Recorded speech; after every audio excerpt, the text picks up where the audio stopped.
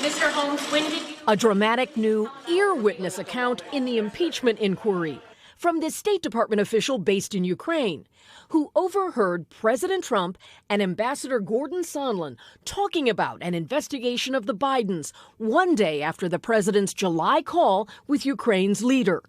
David Holmes testified behind closed doors late Friday that he sat with Sondland in Ukraine during the call. I could hear the president's voice through the earpiece of the phone. Holmes told lawmakers, I then heard President Trump ask, so he's going to do the investigation? Ambassador Sondland replied that he's going to do it, adding that President Zelensky will do anything you ask him to. Holmes testified Sondland later said the president did not give a blank about Ukraine, but only cared about the, quote, big stuff, meaning the Bidens. This new account followed several hours in the hot seat for the former ambassador to Ukraine, Marie Yovanovitch, whose testimony prompted unexpected applause.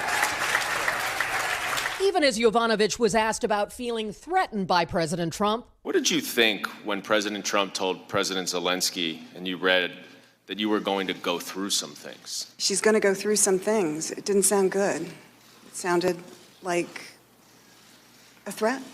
Did you feel threatened? I did. She soon encountered a real-time swipe from the president.